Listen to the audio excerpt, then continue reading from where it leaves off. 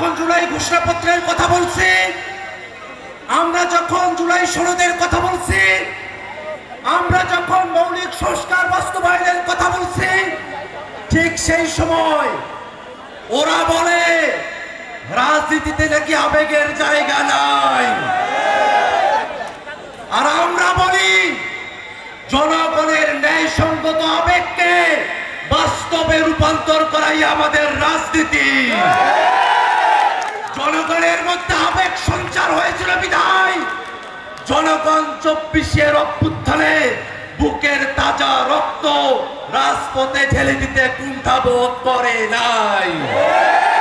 জনগণের মধ্যে আবেগ এসেছিল বিধায় অস্ত্র ছাড়া খালি হাতে তারা রাজপথে ওই আওয়ামী সন্ত্রাসীদেরকে তারা মোকাবেলা করেছিল।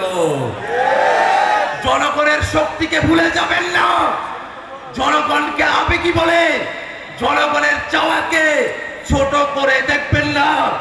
জনগণের চাওয়াকে বাস্তবায়নের রাজনীতি বাংলাদেশে প্রতিষ্ঠা হবে, এটাই জুলাই অভ্যুত্থানের আকাঙ্ক্ষা। এই আকাঙ্ক্ষার বাইরে কোন রাজনীতি বাংলাদেশের মানুষ, রাজনীতির রাজশাহীর মানুষ বাংলাদেশে হতে দেবে না। ভাইরা আমার, বাংলাদেশের মানুষ দীর্ঘ সময় ধরে নিষ্পেষণের মধ্য দিয়ে গেছে।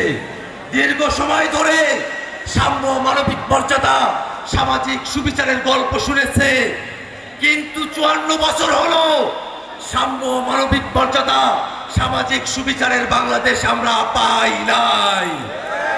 কিন্তু আমরা বলতে চাই, শুধুমাত্র বাংলাদেশের পয়সাওয়ালারা, বাংলাদেশের ক্ষমতাবানরা তারা বাংলাদেশে মর্যাদা নিয়ে চলবে, আর এদেশের ঠেলা মজুর, রিক্সা চালক, কৃষক, শ্রমিকেরা সরকারি অফিস আদালতে গেলে তাদেরকে দূর দূর করে তাড়িয়ে দেওয়া হবে। এই বাংলাদেশ আমরা আর চাই না।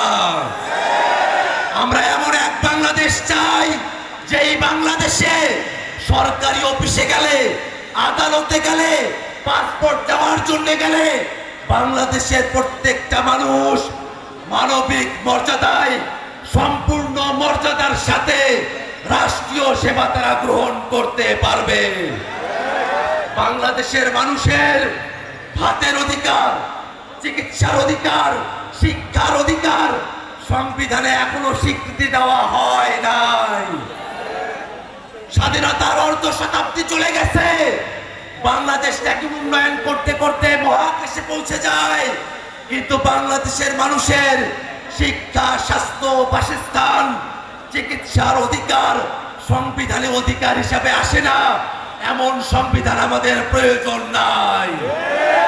ভাইরা আমার, ঐক্যবদ্ধ কমিশনে বাংলাদেশ রাষ্ট্রটিকে নতুন করে গড়বার জন্য সংস্কারের আলোচনা চলছে।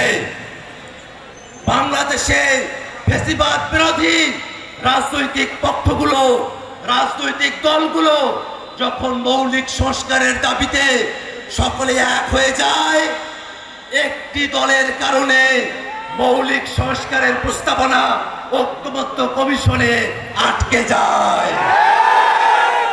ঐক্যবদ্ধ কমিশনে মৌলিক সংস্কারকে আটকে দিতে পারবেন, জুলাই সনদকে আটকে দিতে পারবেন, কিন্তু জনগণের কাছে সংস্কারের কথা আসলে জনগণ অবশ্যই অবশ্যই সেই সংস্কার বাস্তবায়ন করে ছাড়বে ইনশাআল্লাহ।